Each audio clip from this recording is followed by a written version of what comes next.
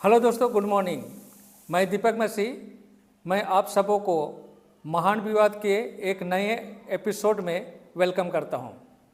तो हम लोग महान विवाद के पहले चैप्टर को स्टडी कर रहे हैं जो जेरूशलेम के विनाश के बारे में है, और यह वीडियो पहले चैप्टर का 9th वीडियो है। तो देरी न करते हुए चलिए आज का जो पार्ट है उसको हम लोग देख लेते हैं। रोमी सरदारों ने यहूदियों में आतंक पैदा करने और उन्हें आत्मसमर्पण के लिए मजबूर करने की कोशिश की। जिन कैदियों ने पकड़े जाने पर विरोध किया उन्हें कोड़े मारे गए, यातनाएं दी गई और शहर की दीवारों के सामने सूली पर चढ़ा दिया गया। इस तरह रोजाना सैकड़ों लोगों को मौत के घाट उतारा जाता था, और यह भयानक काम तब तक जारी रहा जब तक कि यहोशापात की घाटी और कलवरी में इतनी बड़ी संख्या में क्रूस नहीं लगा दिए गए कि उनके बीच चलने की भी जगह नहीं बची। यह इतना भयानक था कि पिलातुस के न्यायपीठ के सामने यह भयानक शाप दिया गया, उसका खून हम पर और हमारी संतानों पर हो। मत्ती 27:25 को देखें।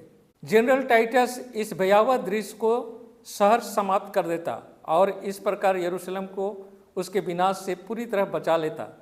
जब उसने घाटियों में ढेरों लाशें पड़ी देखी तो वह भय से भर गया। मंत्रमुग्ध व्यक्ति की तरह उसने जैतून के पहाड़ की चोटी से भव्य मंदिर को देखा और आदेश दिया कि उसका एक भी पत्थर छुआ ना जाए। इस गढ़ पर कब्जा करने की कोशिश करने से पहले उसने यहूदी अगुओं से विनती की कि वे उसे पवित्र स्थान को खून से अपवित्र करने के लिए मजबूर न करें। अगर वे आगे आएंगे तो जेरूशलेम का विनाश हो जाएगा। किसी भी अन्य स्थान पर किसी भी रोमन को मंदिर की पवित्रता का उल्लंघन नहीं करना चाहिए। जोसेफस ने स्वयं एक अत्यंत प्रभावशाली अपील में उसने आत्मसमर्पण करने, स्वयं को अपने शहर और अपने पूजा स्थल को बचाने का अनुरोध किया, लेकिन उसके शब्दों का उत्तर कटु शापों से दिया गया। उनके अंतिम मानव मध्यस्थ उस पर जब वह उनसे विनती कर रहा था, तीरों की बौछार की गई। यहूदी ने परमेश्वर के पुत्र की विनती को अस्वीकार कर दिया था, और अब उनके आग्रह और अनुनय ने उन्हें अंत तक प्रतिरोध करने के लिए और भी दृढ़ कर दिया। मंदिर को बचाने की टाइटस के प्रयास व्यर्थ रहे। उससे भी पहले किसी ने घोषणा किया था, एक पत्थर के ऊपर दूसरा पत्थर नहीं रहेगा। यहूदी नेताओं की अंधी हठ धार्मिकता और घेरे हुए शहर में किए गए घृणित अपराधों ने रोमनों के भय और आक्रोश को भड़का दिया, और अंततः टाइटस ने मंदिर पर आक्रमण करने का निर्णय लिया। हालांकि उसने निश्चय किया कि यदि संभव हो तो इसे विनाश से बचाया जाना चाहिए, लेकिन उसकी आज्ञाओं की अवहेलना की गई। रात में जब वह अपने तंबू में चला गया तो यहूदियों ने मंदिर से निकलकर बाहर के सैनिकों पर हमला कर दिया। इस संघर्ष में एक सैनिक ने बरामदे के एक छेद से आग की एक लकड़ियाँ फेंकी और तुरंत ही पवित्र भवन के आसपास के देवदार की लकड़ी से बने कक्षों में आग लग गई। टाइटस अपने सेनापतियों और सैनिकों के साथ उस स्थान पर दौड़ा और सैनिकों को आग बुझाने के आदेश दिया। उसकी बात अनसुनी कर दी गई। क्रोध में आकर सैनिकों ने मंदिर से सटे कक्षों में जलती हुई लकड़ियाँ फेंकी और फिर अपनी तलवारों से बड़ी संख्या में उन लोगों का कत्लेआम कर दिया जिन्होंने वहाँ शरण ली थी। मंदिर की सीढ़ियों से खून पानी की तरह बह रहा था। हजारों हजार यहूदी मारे गए।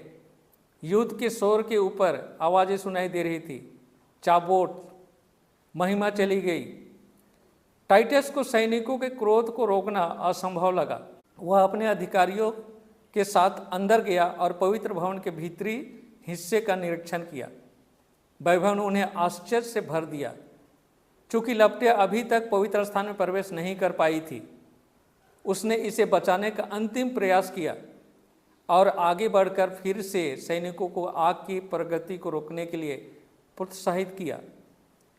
सेंचुरियन लिबरलाइज ने अपने कार्यालय के कर्मचारियों के साथ आज्ञाकारिता के लिए मजबूर करने का प्रयास किया, लेकिन सम्राट के प्रति सम्मान भी यहूदियों के खिलाफ उग्र दुश्मनी, युद्ध के भीषण उत्साह, लूट की अतृप्त आशा के आगे झुक गया। सैनिकों ने अपने आसपास की हर चीज को सोने से चमकते देखा। जो आग की लपटों की तेज रोशनी में चकाचौंध कर रहा था। उन्होंने अनुमान लगाया कि अभयारण्य में असंख्य खजाने जमा है। एक सैनिक बिना देखे अंधा कर देने वाले धुएं और आग ने अधिकारियों को पीछे हटने पर मजबूर कर दिया और उस भव्य इमारत को उसके हाल पर छोड़ दिया गया। यह रोमनों के लिए एक भयावह दृश्य था। यहूदियों के लिए क्या? शहर को नियंत्रित करने वाली पहाड़ी की पूरी चोटी ज्वालामुखी की तरह धधक रही थी। एक के बाद एक इमारतें एक जबरदस्त धमाके के साथ गिर पड़ी और आग की खाई में समा गई। देवदार की छतें आग की लपटों जैसी थी। सोने से मढ़ी हुई चोटियाँ लाल रोशनी की कीलों की तरह चमक रही थी। फाटकों की मीनारों से आग और धुएं के ऊंचे स्तंभ उठ रहे थे। आसपास की पहाड़ियाँ जगमगा उठी और लोगों के अंधेरे समूह भयानक चिंता में विनाश की प्रगति को देख रहे थे।